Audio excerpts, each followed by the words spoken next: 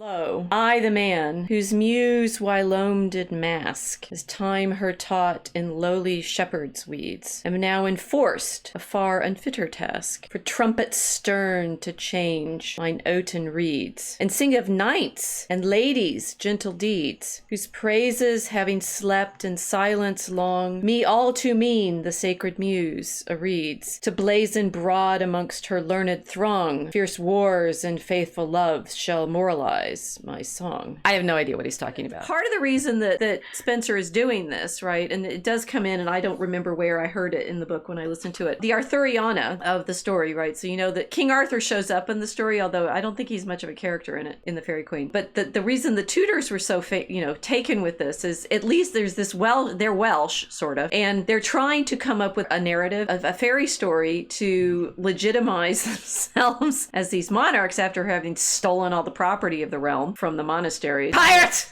Well, did I mention there's a bunch of us, like 10,000 or 20,000 or so of us, so maybe we wouldn't all fit in Westminster. But I think that those of us who are descendants of Sir John Hawkins, which include like most of my family on my father's side, but anyway, need to be given thanks, because without us, there's no coronation on this weekend, right? Because it was thanks to Sir John Hawkins and his cousin, Sir Francis Drake, that this lady on the cover of the book defeated the Spanish, for which reason we're not Catholic. Did I mention that the main character in book 1 of the Faerie Queene, who's Duessa, or no, is it Duessa? The monstrous monster, alligator monster, is likely modeled on Mary Queen of Scots, who was Catholic. Her son, James, who's going to become James the 1st and 6th of England, because Elizabeth never gets married and never has any kids. Mary Queen of Scots had a son, and he becomes King of England and Scotland, so James the 1st and 6th. He read the book.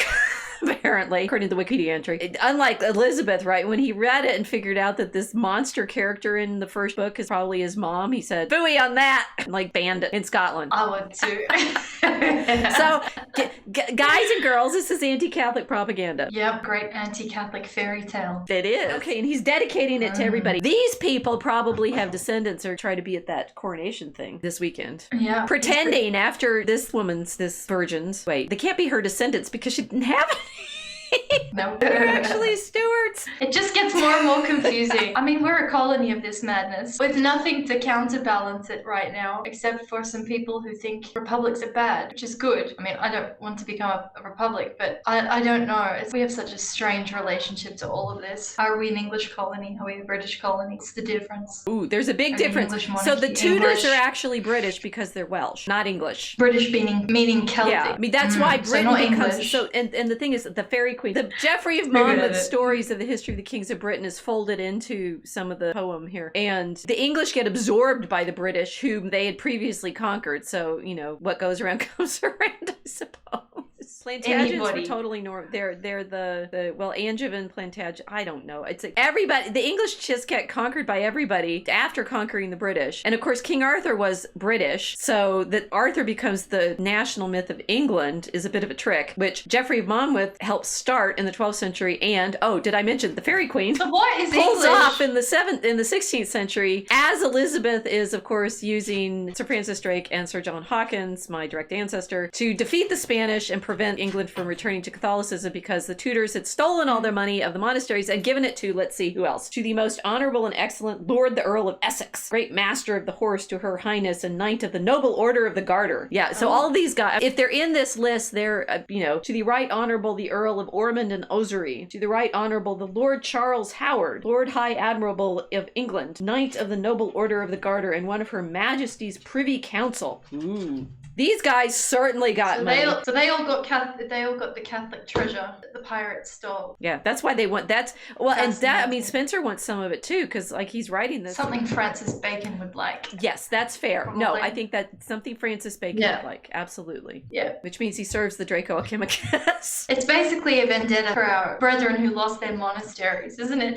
The entire project. It is. We're trying a shameless Catholic vendetta. We're trying to get our money back from the Right Honourable the Lord of Buckhurst, one of Her Majesty's Privy Council. To the Right Honourable Sir Francis Walsingham, Knight, Principal Secretary to Her Majesty and of Her Honourable Privy Council. These guys give themselves really high titles, eh? Did they buy the titles? Now I'm curious. I really don't know much about the Tudor lines, except for Sir Francis Drake and Sir John Hawkins, and we know where they got all the money. They stole it from the Spanish pirates. I mean, guys, they actually did, right? That's why Elizabeth knighted them. Although I think, actually, this is kind of funny, that Sir John Hawkins was knighted first by the Spanish. He played both sides, and he's, Senor Juan first or something, Hawkins. But no, so, they were going to go for whoever would, help them get more gold, definitely. Oh, I like these transracial pirates now. Hispanic, Anglo. Yes. I'm Back still and forth, quite... depending on who's paying more, I like it. I'm partly convinced that the Hawkins married into Spanish, because one of the moms in the line, it's very likely these sailing families, they're marrying in port. Boats. Yeah. Yeah. So, bringing their ladies home, which is nice. Here's the big dedication that Spenser makes. And I think we should take note on this. He did get £50 a year from Elizabeth, which was pretty good money. So maybe we need to practice our dedications, right? Here we go. To the most high, mighty, and magnificent Empress, renowned for piety, virtue, and all gracious government, Elizabeth, by the grace of God, Queen of England, France, and Ireland, and of Virginia, defender of the faith, etc. Her most humble servant, Edmund Spenser, doth in all humility dedicate, present, and consecrate these his labors to live with the eternity of her fame. Queen of Ireland. I don't know. So you think if we say go to Charles, who will be king on Saturday, and say, oh, is he king already, or are you only king after you've actually been properly anointed? What's funny is I would say, we're writing a poem about your ancestress, but she isn't, because she had no children. She's not the ancestors of anybody. They're all descended through, guess what? Mary Queen of Scots, whom she had killed. Well, in the poem, she's meant to be, here she is. She's on screen in her magnificent rainbow dress, which is highly allegorical and symbolic, and nobody knows what it means, except for it has eyes and ears all over the orange drapey thing, and a serpent on her sleeve, and she's holding a rainbow iris. And she's here, and the rainbow portrait is made when she's older, but she's presented as if she's fairly young, so Photoshop is not new. It's just called artists. So she's in a dress covered with eyes. And ears. And a serpent on her sleeve holding a rainbow. Yep. Seems very multisensorial, and kind of like they're alluding to the way that she's ruling the realm through the iris, the eyes and ears. She founded the Spies. That Spenser, he's casting clearly the allegory to be supportive of Elizabeth at first, although apparently he gets more critical as he goes on, unsurprisingly, since she's not really paying attention to him. That it opens with, the first book is the knight is supposed to be the allegory of holiness. And this Red Cross Knight, who's the main character in the opening book, is clearly representative of England, right? He's got George's cross symbol, and his companion that he meets up with is called Una, and she's supposed to represent the one church, right? So holiness in support of the church. But the main monster that they have to deal with is this representative of Mary Queen of Scots, the Catholics. So, he's setting out straight up to do this. I mean, to be fair, the Catholics are calling the Protestants heretics, which to be fair they are, but that it's part of the same kind of propaganda, that it's an incredibly powerful piece of propaganda, and that it creates this beautiful sort of new myth for the Protestant queen. Yeah, it's a poetic psyop for the Protestant regime that's just taken over England. Right. They needed a new mythology in order to legitimize the regime, because otherwise the existing mythology of the country is completely rooted in the veneration of the Virgin Mary and Catholic England, and the connection between the British people and the rest of Christendom over there in the Mediterranean region. So they had to isolate that little spot and give it a new mythology, which generates the fantasy, the new fantasy of the people. The empire built on that new fantasy, the fairy story of Gloriana. We'll see how he started. Right? Okay, so the first book of the Faerie Queene, containing the legend of the Knight of the Red Cross, or of holiness. And what I say, if we're going to read any one book of the Faerie Queene, the first one is a good one to read by itself, because it is actually a self-contained adventure, which has a dragon in it. The opening lines of the poem link Spenser in his poem to a tradition begun by Virgil in 4 lines that preface the famous Arma Rumumque Cano. I am that poet who in times past made the light melody of pastoral poetry. In my next poem, I left the woods for the adjacent farmlands, teaching them to to obey even the most exacting tillers of the soil, and the farmers liked my work. But now I turn to the terrible strife of Mars. So Spenser is in the epic form. I mean, this is, I was thinking about Virgil a minute ago. It's like Virgil tries to do this for Rome in the Aeneid. And it's hilarious that, of course, what Virgil does in the Aeneid is try to show that Rome came from Troy. Yes. And the reason that the British in the Geoffrey of Monmouth tradition call themselves British is because they're from Brutus, who was from Troy. So there you go. We talked about this before, right? They all come from Troy. It's all Trojan. They're all Trojans. Okay, yeah. So he's basically saying, as I said, that he's now going to talk about knights and ladies. Okay, so now we know knights and ladies. Help then, O holy Virgin, chief of nine, thy weaker novice to perform thy will. Lay forth out of thine everlasting scrine the antique rolls which there lie hidden still, of fairy knights and fairest Tenakill, whom that most noble Briton prince so long sought through the world, and suffered so much ill, that I must rue his undeserved wrong. O help thou my weak wit, and sharpen my dull tongue. Well, that's clearer, right? Yes. What did I just read? I'm looking at the notes. He's a bit embarrassed about his communication skills. Yes! Well done. Yes.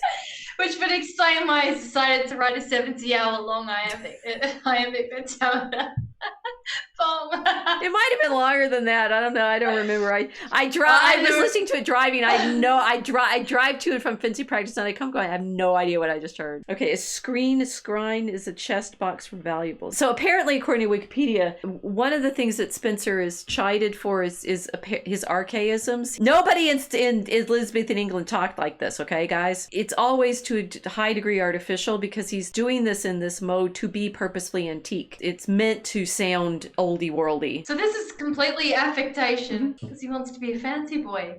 Oh, that's funny. Yep, he totally wants to be a fancy boy. And so, yes, it's all costume drama, even at the time. Linguistic costume drama. That's fantastic. But what's interesting, unlike Shakespeare, who's making up words all the time, Spenser's vocabulary is actually fairly standard. They're like the occasional oldie-worldy words. It's like fantasy with a few icors and smaragduses thrown in. That's a reference to Le Guin's great essay on Elfland Poughkeepsie. In fact, it comes off as oldie-worldy more than it actually was, although there are ways that he's making it feel a little older, but it's not necessarily because his vocabulary is all that recherche. I've been saying that Spenser seems he's not as successful as he hopes to be in his lifetime, and then this kind of poetry really does go out of fashion in the subsequent centuries, in the 17th and 18th centuries, and particularly they get more classical in their taste in literature, and this kind of high fantasy isn't very popular. But then in the 19th century it gets a revival. The thing is, Shakespeare falls out of fashion too in the 17th and 18th century and is bowdlerized and stuff like that. So a lot of what we feel is antiquity, or even medieval or centuries old of tradition, that feeling of being centuries old of tradition is itself invented in the 19th century. The 19th century in industrialization is big on trying to recover that lost world. Irony being that we said Spenser was doing that too. What I found when I was looking for pictures for today is that there's all these kids versions of the Faerie Queene published in the 19th century. So Spenser's the Faerie Queene. It looks like a children's book version, and then there's actually an explicitly one, stories from the Faerie Queene told to the children. It's like the children's Bible version of Spenser. My guess is that a lot of what people think they know about Spenser now, unless they get to it in college and actually read some of it in a class, comes from this retelling of the sort of bare bones of the story as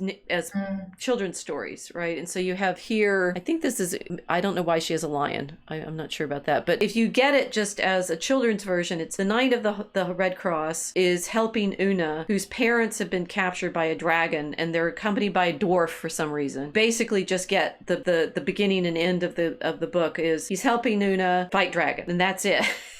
The problem is that Spenser, for real, has a lot more tangles, paths, and we're not going to get to them tonight. And I'm not clear that most people, when they think Spenser, even know that, right? They think, ooh, dragon. Okay, so this is the invitation of the Draco Alchemicus. And the premise is it's starting from the end of a stanza that we actually haven't written, but anyway, into the story. With planets in his eyes, he turned his head and sang to her of empires filled with joy and dread. Come near, my dove, and taste the hidden love into a dream dream I'll ease you, ne'er to wake. One tear to taste, like star milk from above, shows lights unseen unless you dare partake. Sharp on your tongue a pyramid of snakes uncloaks a dark star burning in my breast. You'll see the world as clearly as the drakes, and capture seas from east to furthest west. For dragon sight, I'll trade a crystal in your chest.